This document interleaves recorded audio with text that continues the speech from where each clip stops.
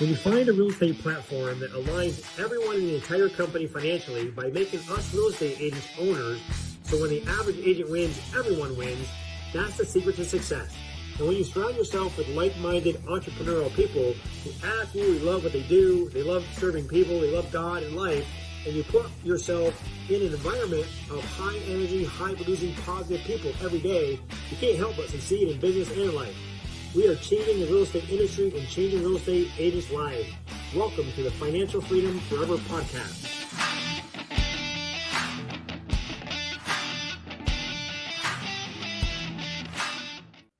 Hey, welcome everyone to the Financial Freedom Forever podcast today. Man, I'm really excited to be introducing our guest today, Dave Conord from Pennsylvania, Westchester, Pennsylvania. Thanks for joining us today, Dave. Yes, sir. Andre, man, good to hang out with you again. Yeah, I'm super excited to tell our listeners your story. I got a little brief intro I want to share with people so they know this is a big deal. I want to get their pen and their paper out to take some notes. But Dave's a master of business and growth strategy. He's been in industries including international telecom, land development, residential construction, real estate brokerage, franchising, and consulting. Dave has grown a private and public companies, achieving massive growth and profitability. He's highly sought after business consultant and public speaker, addressing business leaders and sales forces, an audience of 15 to 15,000. Most recently, as president of eXp Realty North America. Really proud to have you as our president, Dave, and everything that you've done with eXp. In the past and in the future, but Dave led the company from 10,000 agents in 2 countries to 90,000 agents in 24 countries in the last 5 years.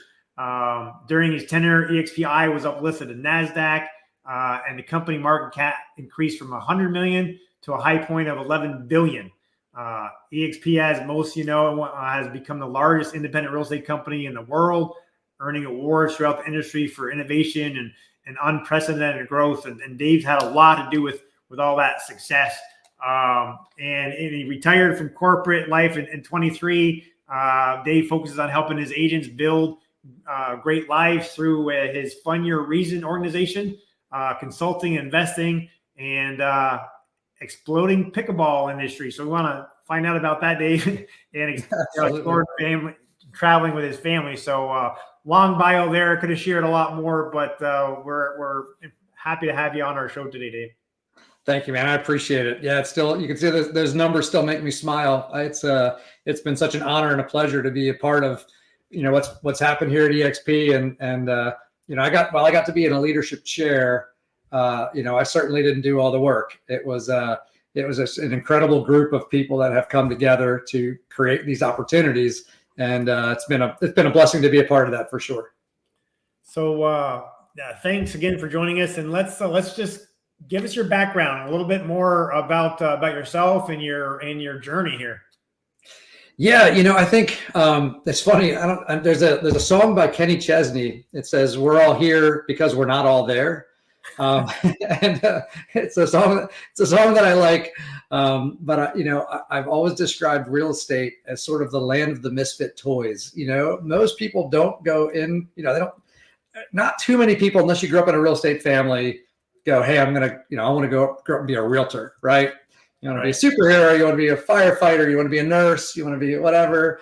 We kind of find ourselves tumbling into the real estate industry. And I was the same way. So, background in international business, background in telecom. I was working with a company that was consulting and building businesses globally in telecom. And, for me, the path was more being entrepreneurial and being able to build something where I had some control over it, I had some freedom and unlimited upside. And real estate was attractive for a lot of reasons. And so I found myself eventually, falling into real estate and then seeing all of the cool things that are attached to the industry. So the kind of the background getting into it is, everyone I talked to was like, yep, I did this. And then, ended up over here for different reasons. So my story is very much the same. But what's cool about that, and I think what doesn't get talked about much in the industry, is the fact that because real estate is so frequently a second or third career for people, we bring a lot of outside experience. We bring a lot of business experience and sales experience and interaction and service and problem solving and all of those things. And I think that's what makes realtors really unique. So you combine some cool experience and skills with an entrepreneurial mindset, and you get some cool people. And that's what's kept me in the business all this time, since stumbling into it, 25 years ago. So we've had a chance to do some cool things. Yeah, that's awesome. 25 years is a good run, and I'm sure you got many more years in you, I hope. Lord willing. Absolutely. So tell us your real estate journey. I mean, what company did you start with, and how what did you do as far as building? Did you build your own independent? Kind of give us a little bit of background and kind of walk us through how you made it here. Sure. Yeah, absolutely. So I started off in sales, first getting into the business, and worked a lot with new construction. It was back in the day when the builders were exploding, so I created a lot of opportunity. I just, for fun, I did some calculations based on where I sold, and it was in today's value, it's about 120 million a year in annual sales that I closed in my third year in real estate sales. When I was in my 20s. I was 27, 28, I guess, when I shifted gears a little bit.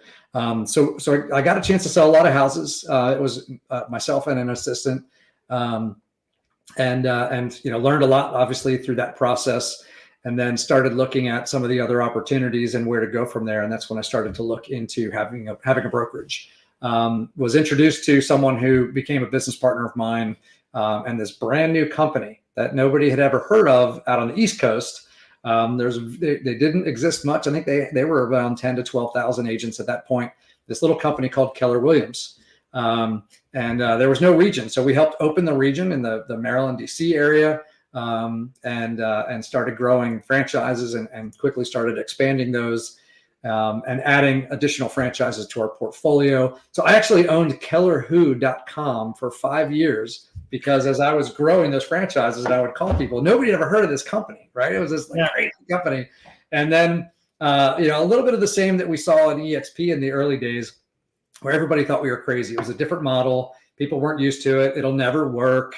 We were recruiting a ton, which other companies kind of just ebbed and flowed a little, but not major recruiting.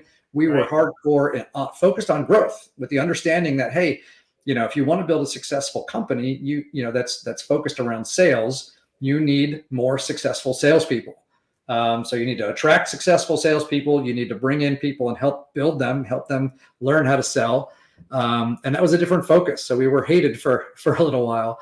But we built some success, and we expanded that until we weren't Keller Who anymore. I was invited to help take over a regional franchise that was trying to grow at that point. And it was a 3-state region, and we were able to grow that to be the number one fastest growing region worldwide for that brokerage, for that company, and got over 7,000 agents, 42 brokerage franchises inside of that area. So that was my group that I got to be a part of leading. And as things happen, that company kind of zigged when I wanted to zag. And I've always told people that really the most important thing that you need to focus on is your life, right? Your personal goals. Where are you trying to go? Who are you trying to become? Your vocation.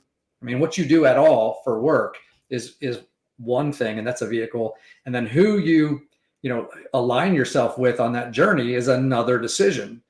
But I mean, who's to say? I was doing international telecom and working with entrepreneurs in North Africa and in South America and that kind of stuff. And then I ended up over here. So that vocation got me to a certain point until I needed a different vocation. This one, I think, has enough facets to it and enough, room to roam and do cool stuff that I haven't hit the limit on this, so we can keep pivoting and keep doing cool stuff inside of real estate.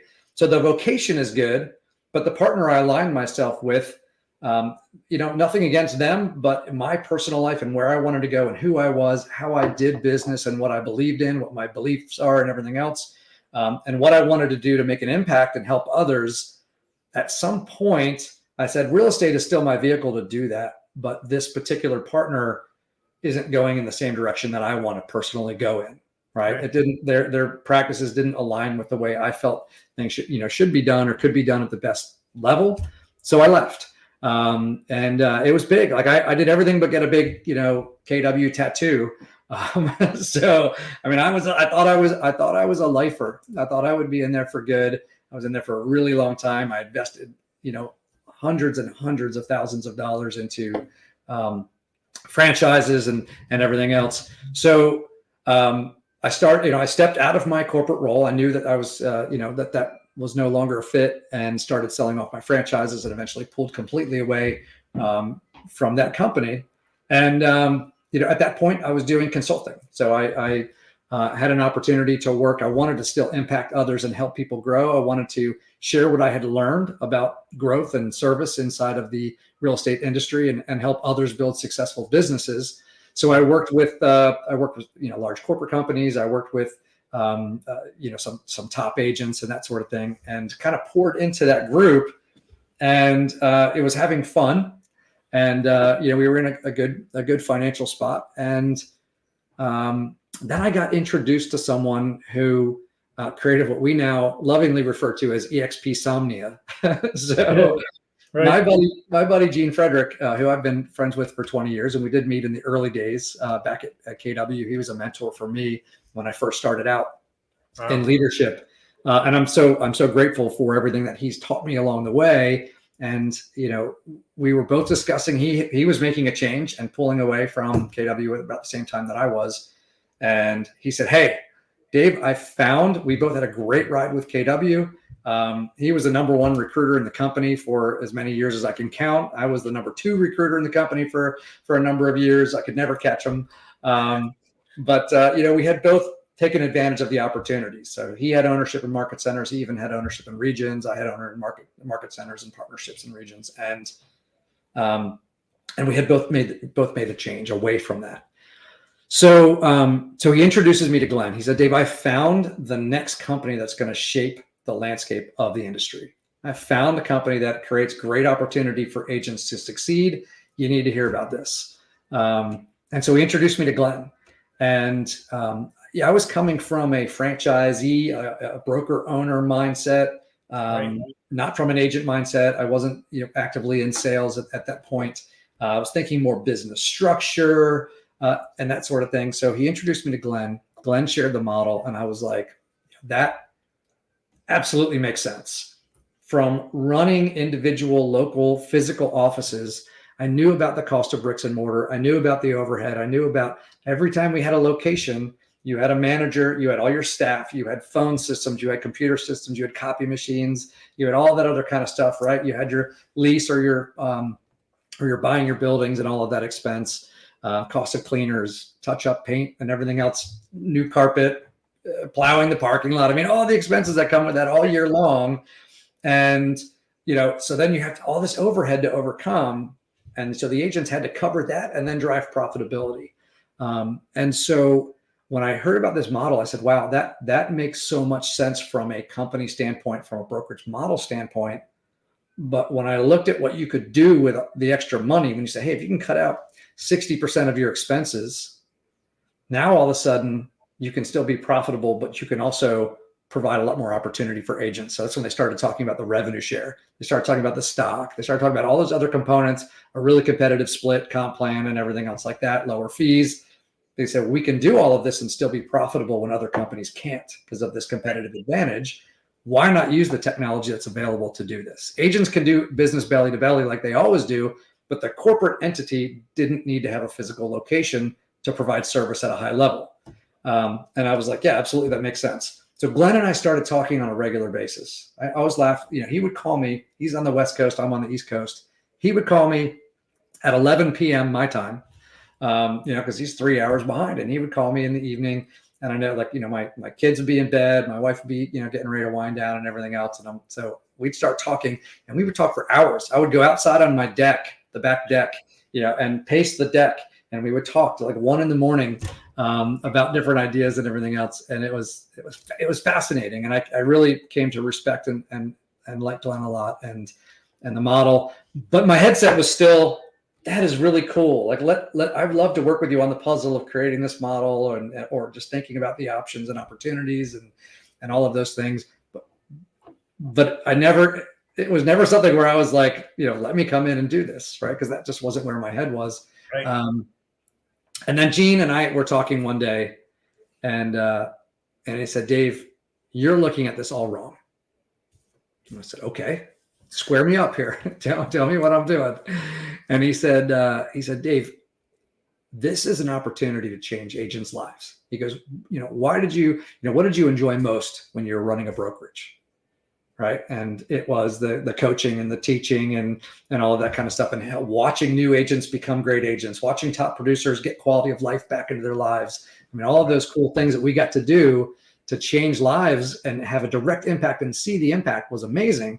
And then taking over a region, then I was looking at the franchise owners, and they were trying to make money, and they were trying to serve their people and how we could impact them and change their lives. It was that direct impact on people's lives that was exciting. And he goes, exactly. This is a model that's changing lives. And we went through the different things, and I was like, you're right. And I said, that's great. So, but I got to make money too. Right? I love helping people and do whatever, but I'm still reasonably young. I got some runway ahead of me, and there's things that I want to do, and I want to provide long-term great stuff for my kids and grandkids, and leave a legacy, and give back to causes that I care about, and serve on a greater level. How do I do all of that? So he goes, all right, let me show you something. So he texts me over a screenshot. Now, I knew he and I were both, he was like probably in the top 10, maybe top 5 lifetime profit share earners at Keller Williams. I was in the top 50 lifetime profit share earners at Keller Williams. So we had, been successful in that through recruiting. So I knew roughly what he was making in profit share. So Glenn shows me a screenshot of a number. He goes, look, I just want you to understand what the opportunity is here. And at this point, he had been at eXp for about 2 years. Okay. And he showed me a screenshot, and it was a large number, right? It had six digits in it.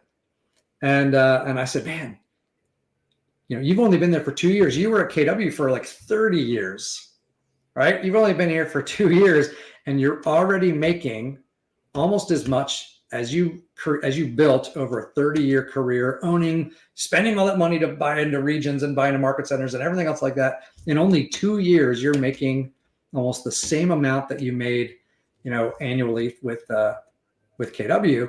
And he started laughing. He goes, Dave, that was last month. And I was like, hold up, stop the phone. And that was it for me. I was like, so I can be part of changing history. I can be part of building this great model, and I can impact, and I can do that by impacting the lives of agents and be back in that belly to belly, working with people, helping them succeed. But the company's going to reward me at a level that is absolutely unbelievable and unheard of for doing that. I'm in. So boom, I signed up. Glenn called me the next morning. I signed up that afternoon. Glenn called me the next morning on my cell phone, and he said, Dave, this was back when the company was small enough that Glenn still saw all the names that came across. Right. We were joining. What year was this, Dave? This was 2018. Okay. 2018. So you're adding like 50 people a month, maybe, right? And so Glenn sees all the names coming across. He sees my name, and he said, "Did you just join eXp?" And I said, "Yeah." And he said, "Well, like, I don't have a job for you or anything." I said, "No, I want to help you grow the company. I'm here, to support that, to grow this company and have some fun. We're going to go make great things happen. This company's a future. I believe in it." And that was it. And so I came as an agent. I came as an influencer. I came to help grow the platform from that standpoint. I didn't come for a job or anything else. To be honest, didn't really want a job. I'm not a great employee. I'm stubborn and, kind of have my own ideas and that sort of thing. Just ask anybody, ask Glenn. And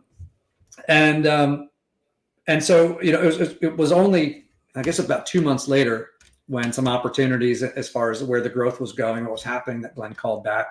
And we talked in between, but he called back and just said, hey, we'd love to bring you in on a leadership team and help drive this. We have some things we need to do to help the company scale, and some things we need to do to really, make sure we can really go big with this.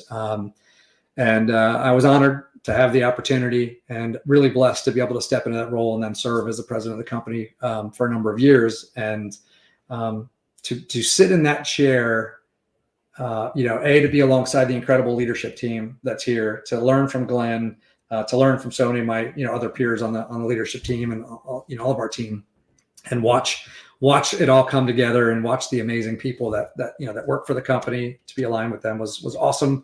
To get to know the agents, I feel like, we got 90,000 agents now, right? It's incredible to think about in such a short period of time.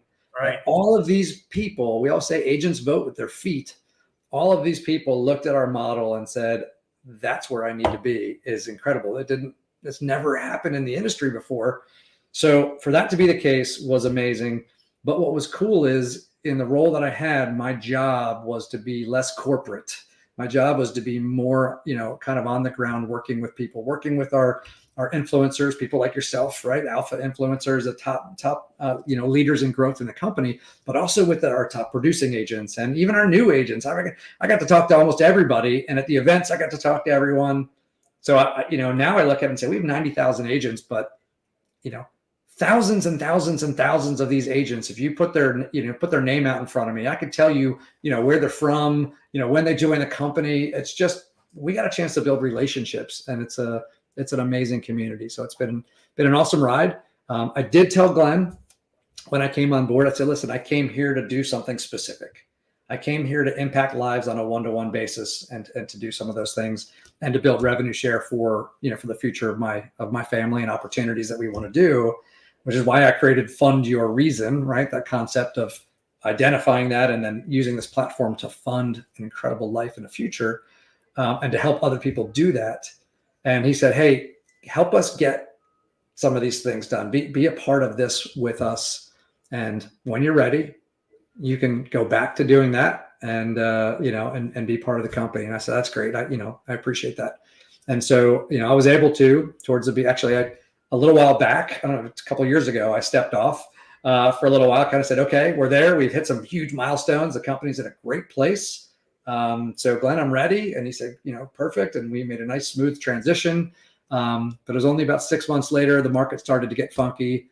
And so Glenn and Jason and Jeff Whiteside at the time, they called back and said, hey, we're wondering if you might come back. And, Glenn said, the cool thing about this is that you can kind of ease back and forth, right? And come in and help and apply whatever, and then slide back into this. And so, so I did love the company, had an opportunity to come back and do some other things. And then during that time, we were able to put, Michael Valdez into a C-level role, chief growth officer role. And Leo Pareja came in with a chief strategy role, built out an incredible executive team that really is doing a phenomenal job. And so at that point, and the first quarter last year, I was able to slide back into this and still be a part of growing the company. And so anyway, that's where we are. That's awesome, Dave. Thanks for sharing all that. I'm going to take a second just and thank all our viewers that are listening today. And definitely, if you have any questions for past president of eXp, put them in the comments, and we'll be glad to ask them. I want to thank Cynthia and Henry and Bob, Ricky, James, Cynthia, Tiffany, everyone that's listening. Share this podcast out there with your friends, and let's get it out there. We want to get Dave's story out there for sure. But that's incredible. So tell us what are you focused on? What are you focused on right now, Dave? Where do you see yourself and your business with eXp in the next 5 years? Yeah, I think one of the best things that that success brings is perspective. And I've never met anyone who succeeded at a high level that did not fail gloriously along the way. So just like everybody else, I've been blessed to be part of some really great successes But I like to run full speed. And so, it's great because you can run full speed and you get momentum and you can make big things happen. But when you hit a wall, it hurts more when you're running full speed. So, so I've had a chance to have some really phenomenal failures along the way, to mess it up, make a bad call, do whatever, try some things. It didn't work, scrap it, try something else and do those things. And it creates a lot of perspective. And I've also been blessed to work alongside some really talented people and learn from them, and maybe not hit some of the walls that they hit along the way. And so being in a position to share those perspectives and that knowledge and that kind of stuff with other people is really where my focus is right now. Right. And I think that's part of our responsibility as fellow human beings out here is to help other people, get where they want to go. I think, we're all in this together and no one gets out alive. Right. So, helping each other, serving each other. It's like, hey, where do I serve? And Martin Luther King, he talked about it, said anyone can be great because anyone can serve. And I think that's a great mindset. And so that's where we have an opportunity to really lean in and do some good work. And so I spend my time, I have spent time as I've learned things, converting them into lessons, classes, whatever it is, right? Tools, systems. I'm a big systems guy. As I started to expand business, one of the things that I learned is that I had a lot of habits, right? So maybe as I learned things and I built some good things that worked, I had a lot of good habits that worked well. And I repeated those things whenever I was doing the work. But when I started to expand my business, I needed leverage. I needed other people to go out and do those things. And if you're, in real estate sales and you want to hire an admin or a buyer specialist or a transaction coordinator, whatever it is, right, then you want them to give the same level of service that you gave, hopefully with an even, heightened level of skills, because you're hiring someone that brings specific mindset, behavioral, and skills to the table. But you want them to do processes that protect the customer experience and that make you look good. And most people fail at that because what they have are habits. And what I learned is you can't leverage a habit, but you can leverage a system. And the difference between a habit and a system is mostly just that it's written down, right? I mean, it's just, I can't teach you how to do it if I haven't thought about what I do. But I go, yeah, when I get a listing, I go through the exact same process every time, but I don't really think about it. I just do it. I just go through the stuff. If you don't have a system for that, where it's all written down, and it has to be written down, what I call the peanut butter and jelly method. It has to be written down in a way that someone else can easily duplicate it and understand. All the things that you take for granted that you just know, they don't know yet. They don't have your level of experience. So, giving them those systems allows you to grow. So expanding your business at any level is about taking what you do, turning it into a system, and then leveraging your system. I talk about less, right? And one of the things from less is leverage energy, strategy, and systems. And one of those key components is leverage, but you can't leverage without systems. Right. And so, being able to do that. So part of what I've done is I've gone through and learned things is to, take the time to write down what the system is, because then I can easily and quickly share what I learned with someone else. So if we go through life, just have your pad of paper all the time. I have multiple. I have all different kinds over here, right? Yeah. And that's one of the things that I do all the time is I'm writing stuff down. I have different notebooks for different areas of my life, and I write stuff down in those as I go through it, because then later on, I know I can share that with someone, or I can have someone do that. And I, to be honest, I don't mind hard work, but I don't like busy work. So any of the stuff that doesn't require my touch on it, I want to be able to give to someone else. But if I haven't written out how to do it, then I can't leverage it. I can't give it to someone else. And I'm stuck doing, $10 an hour work when I should be doing $10,000 an hour work. Right. It's awesome. Well, I'm excited to see how, eXp continues to grow and your business and my business continues to grow. I've been doing this 32 years and haven't ever been part of a collaboration network team like we have. You talk about building a strong executive team. I can tell you this this just doesn't happen usually in a normal real estate, climate. I texted through Workplace, Glenn, the owner, a few days, I think it was a few days after Christmas last year. And I had never Workplace chatted before. I never needed to, right? And he doesn't really know. I've met him several times at conferences, but he doesn't really know me, I don't think, compared to anybody else. And I messaged him saying I didn't know where he was. He was traveling or whatever, but I had a big Keller Williams agent with like 80 agents in their office thinking about making a change, making a move. And I wanted to introduce him to this person. And I did that at like 10 o'clock, 10:30 at night. Figured he'd get back to me in the morning. And in the morning, I started thinking about it. It's like, he's probably traveling and it might take a minute, for him to respond.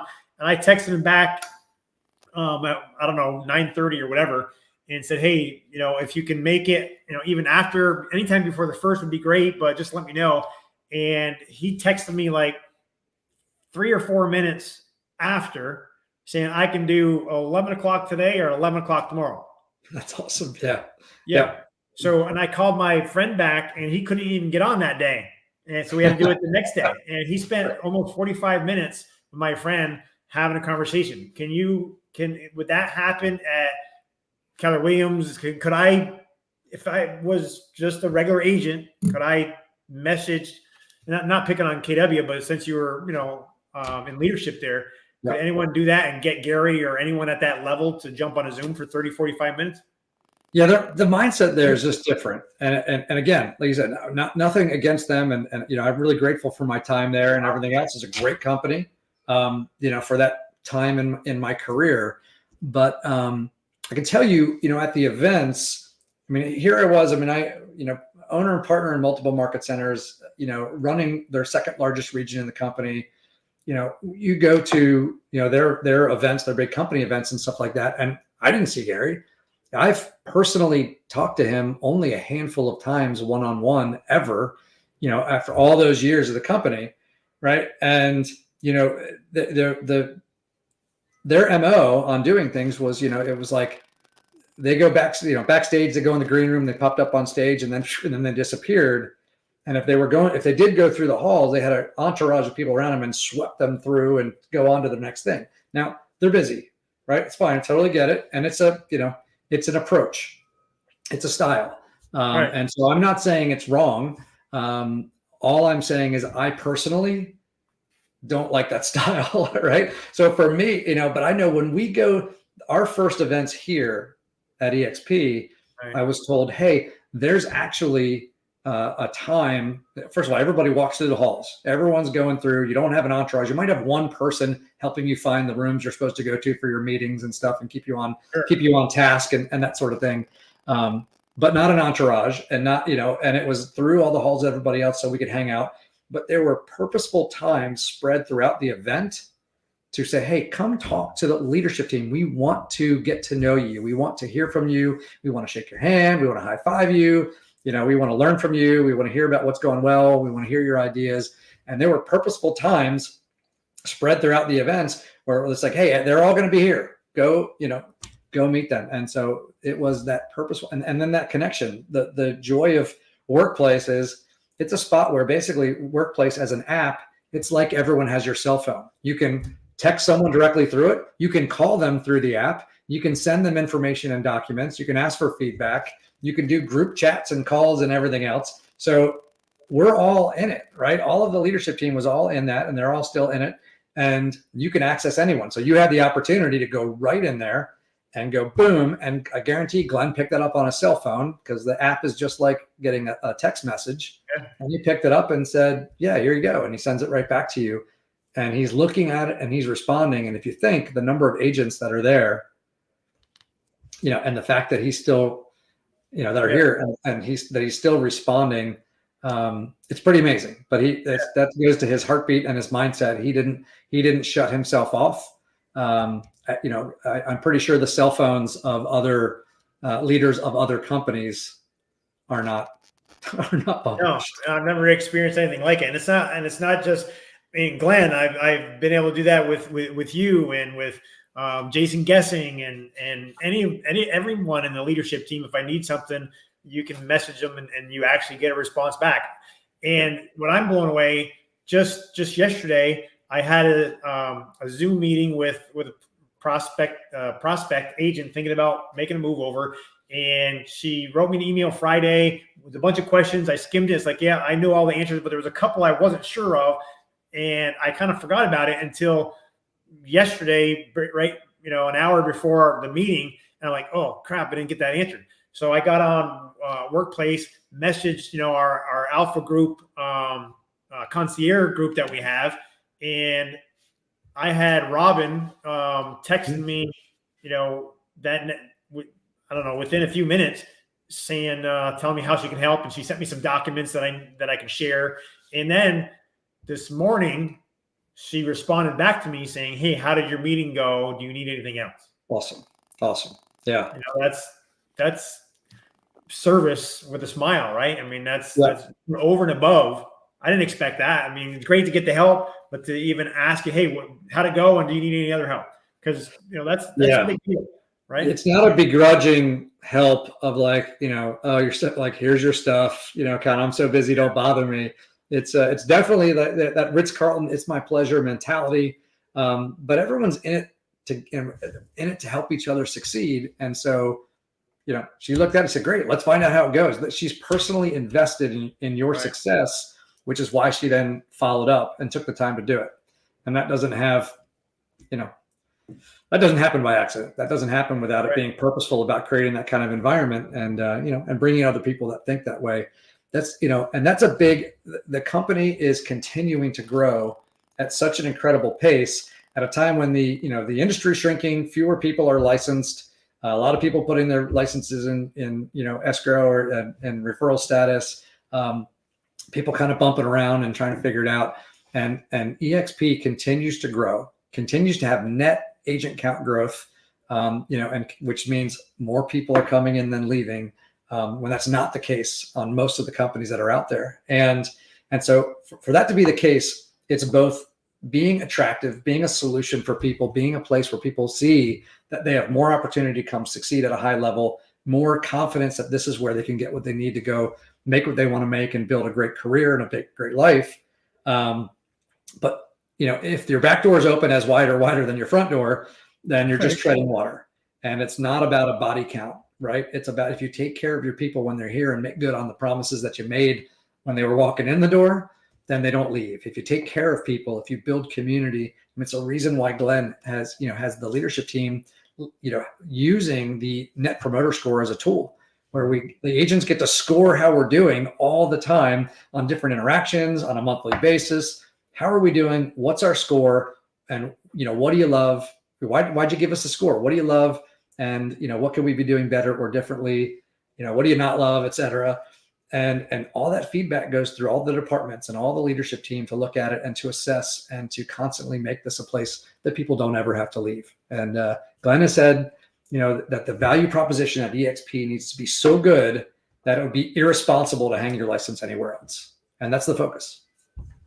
And I've heard from several people saying when new ideas come through the door from leadership or from anyone within the company, and it gets to Glenn, I've heard that one of his first questions is, well, okay, how does this serve and help the agent?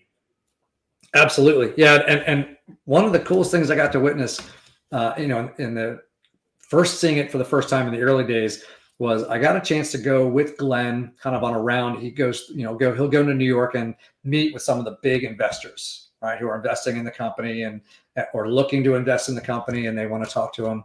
And so he said, why don't you come with me?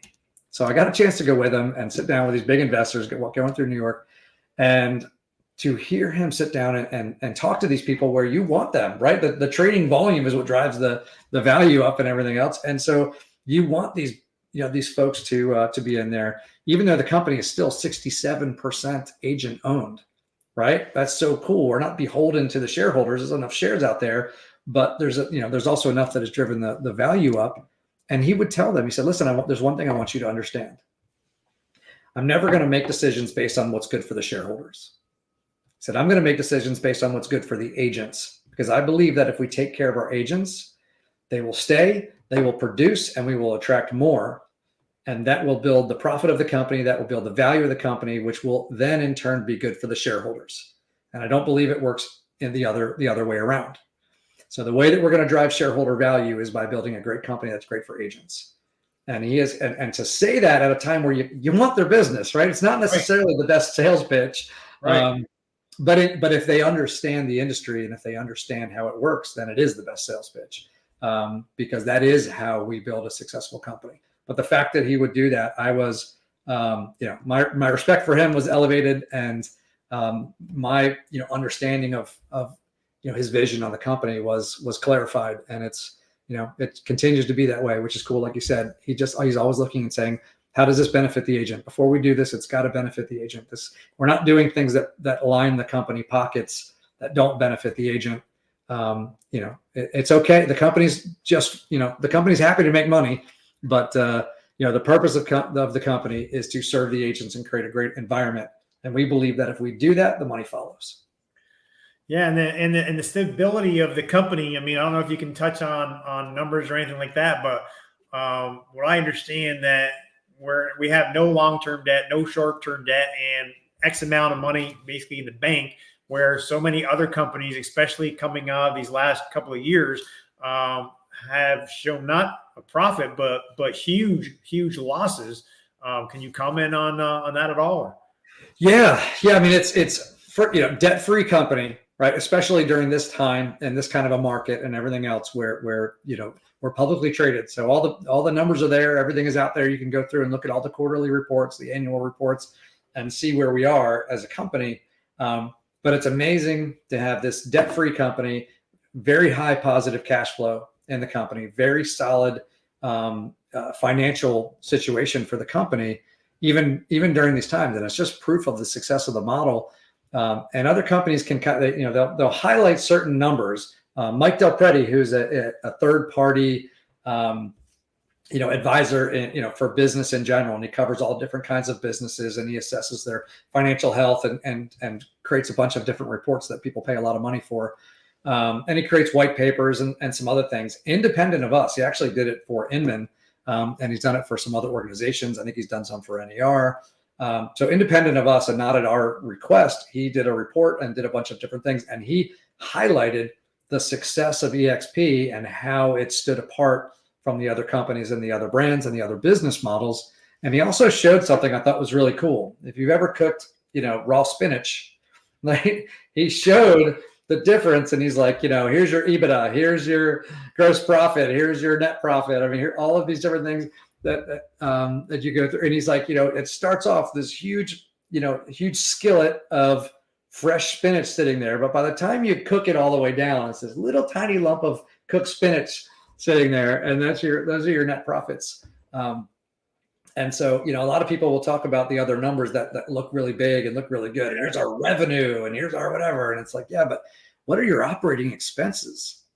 And when you have tons of brick and mortar and all of the layers of leadership and staffing you need to manage all of those bricks and mortar, and then the cost of the bricks and mortar and the infrastructure required to make all of those things run, and all the other expenses that go along with that. And, you have to staff at a higher number, but you actually get less service per agent. Because if you have one person, if you have 1,000 offices, then you need 1,000 people doing the same job, because you need one for each office.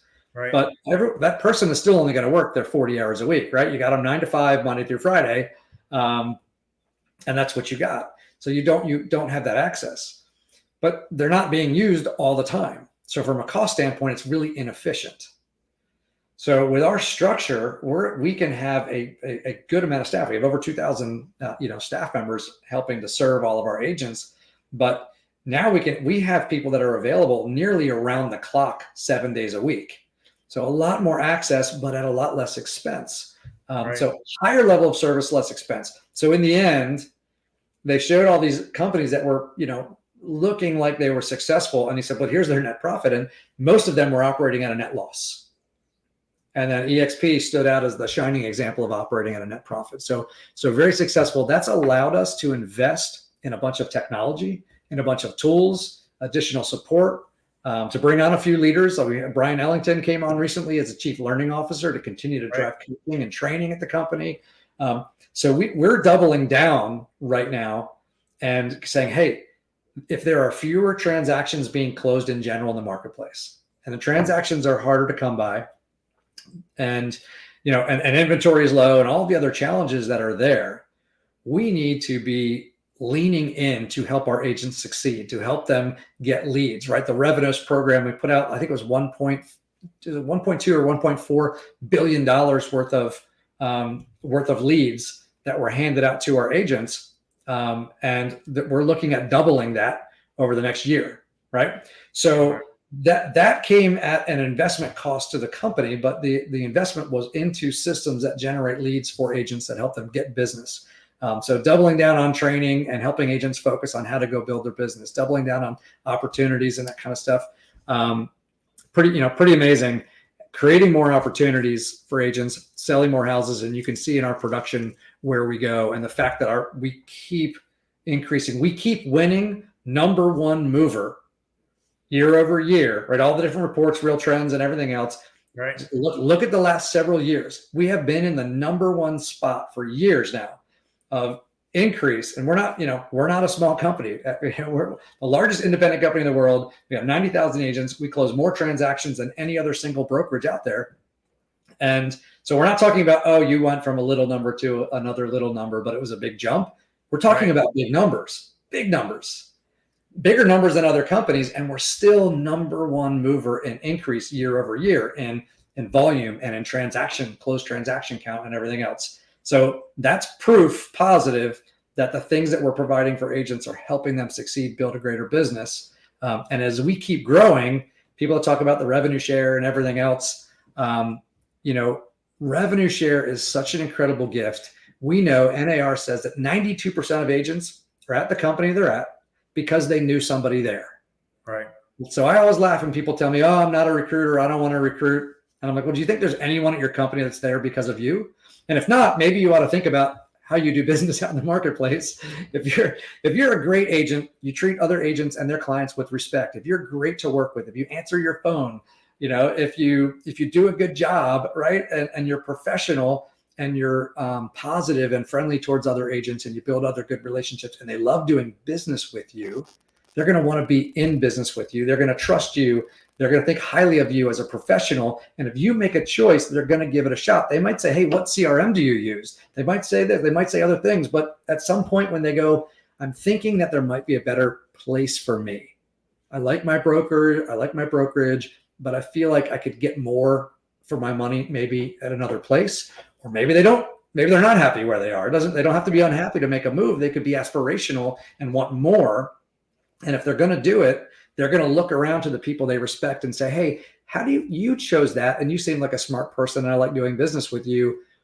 How do you like your broker? So, I call them accidental recruiters. It's not on purpose, but go out and be a great professional and be a good person. And you're going to be attractive to other people from a professional standpoint, create opportunity. And then when those people come over, the company rewards your influence in the industry by giving you a portion of the company dollar, right? That 20% split that the company collects, They give half of it away. eXp gives 50% of the company dollar away every single month, millions and millions of dollars. $224 million paid out in revenue share last year, right? 224 million. Do the math. What was that number? 224 million. So if you do the math and you realize that a lot of the people that are here haven't been here that long because we keep growing, right? So they haven't had a chance to refer anyone to the company yet. No one's joined because of them. So you take them out of the equation of people who receive revenue share.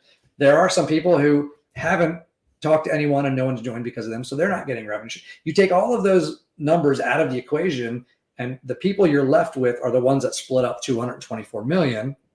So obviously it's not everyone's not getting the same amount.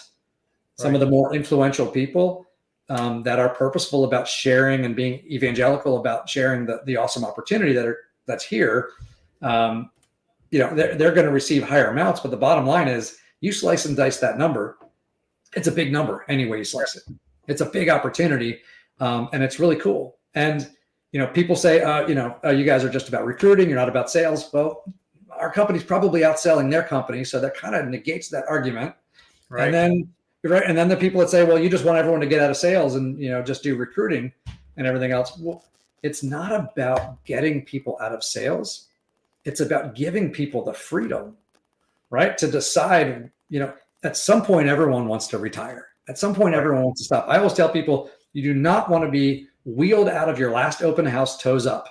It's not a good look, right? That's not the way you want to go. That's not a life that's fulfilled for most people. Maybe you love that. Maybe you want to do it to the day you die, and that's great. But maybe you also want some freedom. Maybe you want some opportunity. Before, the only leverage you had was to build a team.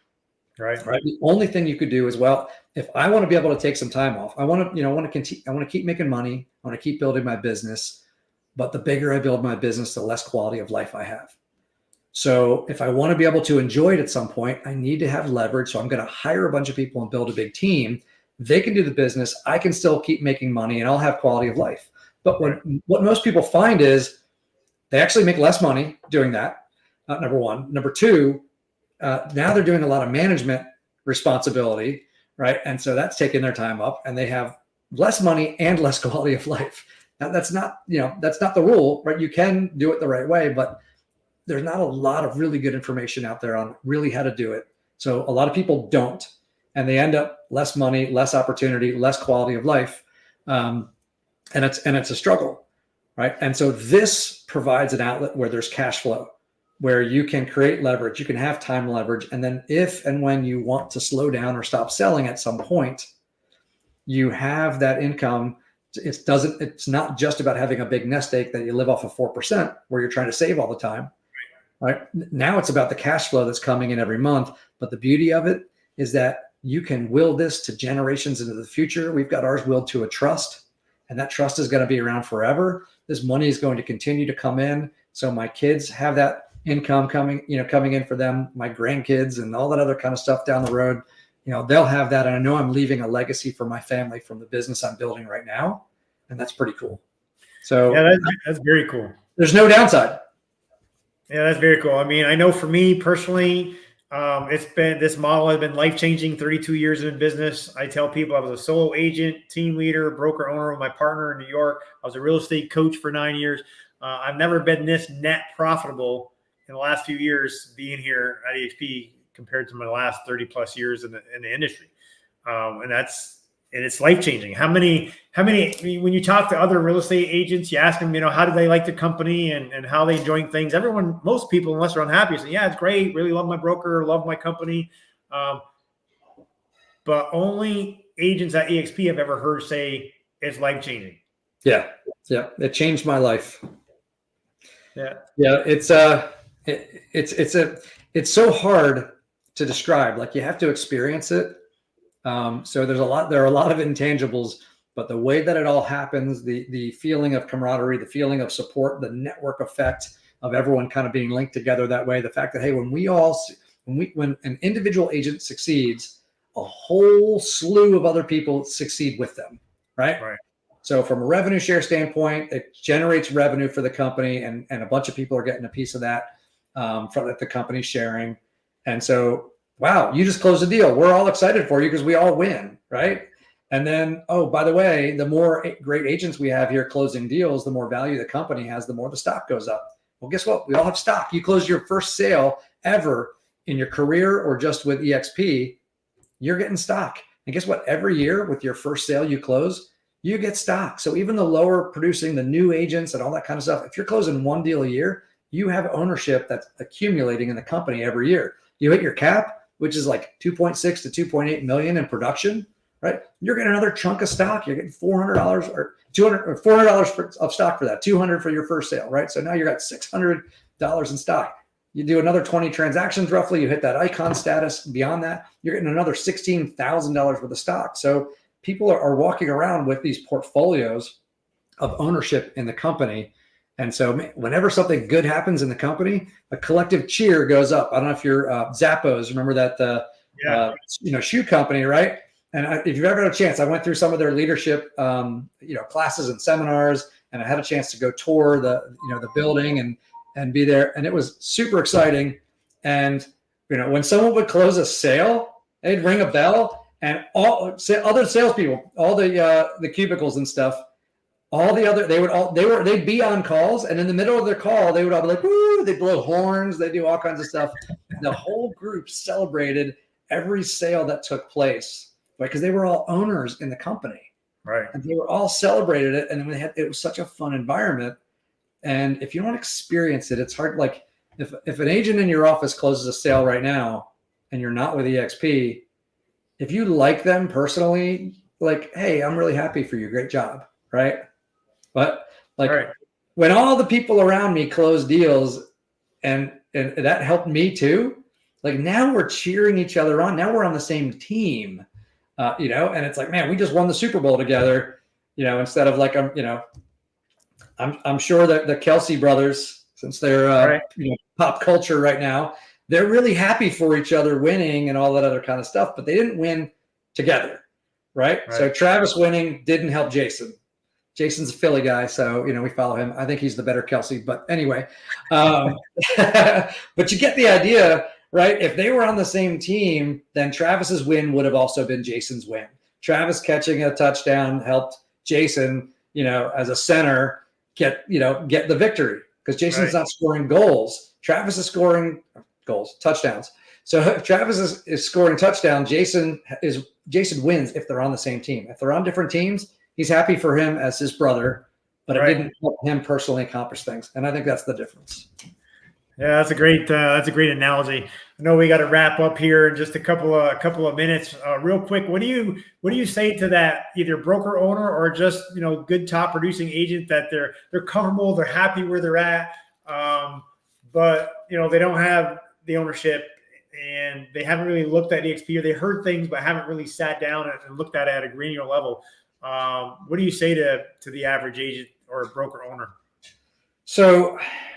I've been doing this, like I said, it's been about 25 years. And I've helped a lot of agents through their evolution. I have watched people come in from brand new agents to going off and hanging their own shingle and creating their own brokerage, and everywhere in between. And what I would say is that this is the next step in the business evolution of a professional in real estate. I was just talking with an owner of a franchise, and and their agreement's up. They're looking at what they want to go do, and they felt like they'd outgrown the franchise. So they said, I'm not going to renew my franchise because I've outgrown it. I early on when I first wanted to launch a brokerage, the reason you get a franchise is because there's a model that you get to follow. Right. Give me the process, give me all the meals, give me the way to cook it, give me the logos, give me the stuff. This is great. It's like getting a McDonald's or whatever. So that's great. And so I operate that for a while. But what they found over time is that, the agents were joining because of them as a leader, right? And what they provided locally and the training they provided and the coaching they provided and the responsiveness they had and the environment of fun and community that they created that had nothing to do with the logo on their signs. And so I said, I don't really need to be paying that. It's the same reason why a lot of agents, as they go bigger, right? You want to make more money, but you don't have more time. So you hire people on your team. So when they close deals, you make more money. But then after a while, you're going, hey, but we're all paying a chunk to our broker and we're not getting that much in return because everyone's working with us because of us, not because of our broker's brand. So why am I giving so much to them? So then they go, I'm going to go create my own company. Maybe I'll start off with a franchise. Well, they do that. Now they've got that set up, and then they go, well, people aren't working here because of the logo on our sign. They're working because of the environment. So I don't need that anymore. So they think about going independent, and maybe they do go independent. But what they realize when they go there is that operating that business, just like that agent who started a team and added an admin, man, I got 60% of my time back when I hired an admin and a transaction coordinator that I could put into income producing activities and personal time and get my life back. That was amazing, right?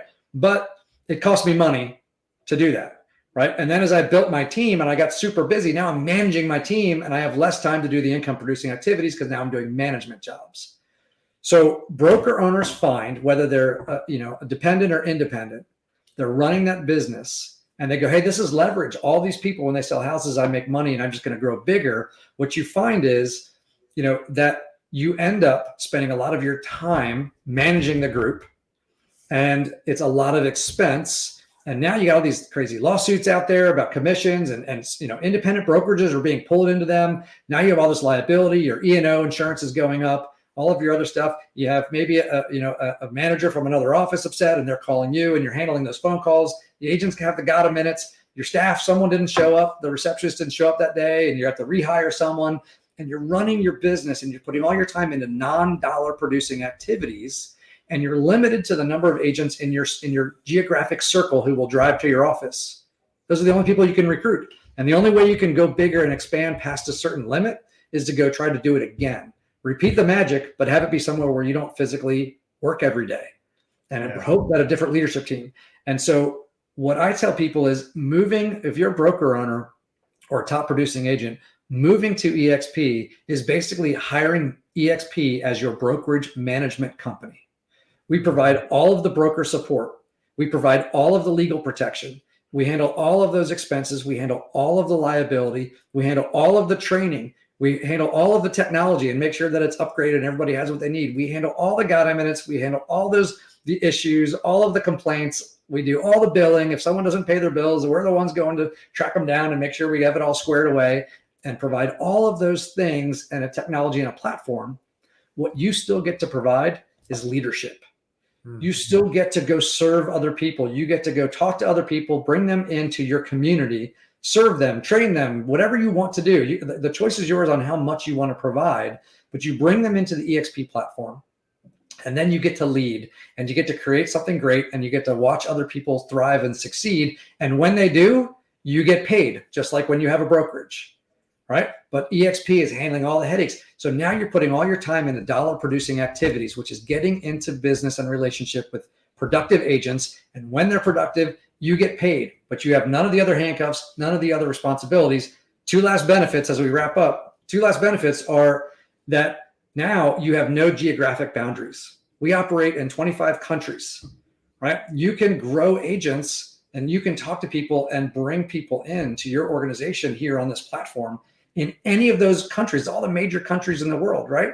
And so you can have it grow. It could also be any state. It could be another market in your state that's too far for people to drive to for your office, but you have relationships there. So it could be all over the place. And the last benefit is the layers, because you're going to build a relationship with someone. And if someone, like maybe you go on vacation and there's someone from South Africa on your cruise and they're really great, and you hung with them, the whole time on the cruise. It turns out they're in real estate. They end up joining eXp in South Africa, and they're over there, right? But they're all excited. They come over, they start telling people about the benefits and that they moved over, and other people start joining eXp platform because of their relationship. Right. Well, when those people close deals, you get paid. That doesn't happen if you own an individual brokerage, right? And you didn't have to invest in launching a new brokerage, buying a new space, hiring staff, investing in all the financial stuff and the legal stuff or anything else like that. Just an agent joined eXp that already exists there, and you get paid on it. And that happens through 7 levels of people as they join the company. So you remove the boundaries, you remove the headaches, you remove the liability, and you expand your opportunity. You get paid on multiple levels as agents talk to agents who talk to agents, which is how the industry grows anyway, right? I mean, the benefits, why would you go spend all the money and take on all the liability of launching your own brokerage? Or why would you keep those things when really what they are a fence around your opportunity? They take away your time, and they take away your opportunity to expand as a business person. If you're truly entrepreneurial, you want to go on a platform and say, hey, I'm leveraging all of those other responsibilities and costs and liabilities to a management company that's eXp Realty, who does a phenomenal job. And I'm going to be a leader, and I'm going to build a great community. And that's the way it works. I love it. I love it. Thanks, Dave. I really appreciate your time. My very quick last question is, what's your favorite book that you'd like to recommend to our listeners today? Oh, all right. So one of my favorite books is Blitzscaling. Blitzscaling. I never heard about that. Blitzscaling. So Blitzscaling is by Reid Hoffman, R-E-I-D, Reid Hoffman. Blitzscaling, B-L-I-T-Z-S-C-A-L-I-N-G. It's the lightning fast path to building massively valuable companies. Blitzscaling. So real quick, Blitzscaling is about how to grow quickly, and the process between the early days, the mid days, and the late days. And he uses the example of the Marines and the Army and then the military police. And the fact that the Marines go out and they blow stuff up and they break things to quickly go capture market share, right? And then the Army comes in and then they make order out of chaos, right? They start building the camps and rebuilding bridges and doing whatever and putting the systems together behind that, right? But if you're going in trying to build your business quickly and you're worried about making a mess, you're going to be way too methodical and you're going to build too slow. Success favors speed. You got to think like the Marines. You got to go in and blow stuff up and break things to go out and really build it and just go after the end result that you want to get and, you know, break a few eggs along the way, right? Then you come in and build order out of chaos, put your systems together, put your infrastructure together, right? And then you bring in your team of the military police that runs it, that maintains the order, maintains the process, and maintains the system. While all that's happening, the Marines are going back out and taking the next hill. So right. I'm going to go conquer. I'm going to go get massive market share in this community. I'm going to crush it. I'm going to get the market share and do all those things. And I'm going to put some systems in place once I've built those relationships. And then I'm going to have these systems that operate, that keep market share, keep relationships. And I'm going to go after the next community once I have that going, right? And you keep doing that and expand it. And that's part of the mindset that we've used at eXp to grow in a way that no one else has grown before. So Blitzscaling is a phenomenal book. Highly recommend it. That's awesome, Dave. Hey, I know you got to go. Thanks for being our guest on the Financial Freedom Forever podcast. I'm sure I'll see you at the next live event. Appreciate you, Dave. And thanks for joining us today. You got it, Andre, man. I appreciate your leadership and your friendship. So good to be able to hang out with you here and look forward to seeing you at the next thing. All right, buddy. Have a good day. Thanks, man. You too.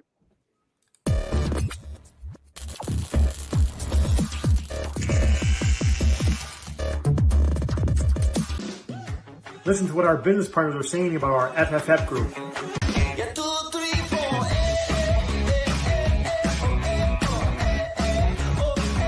What I like best about the Financial Freedom Forever group is that we have a diverse network of high-level producers that mastermind and share best practices to help improve each other's businesses. And the network has become such a close-knit group with such a tight culture that you just won't find anywhere else.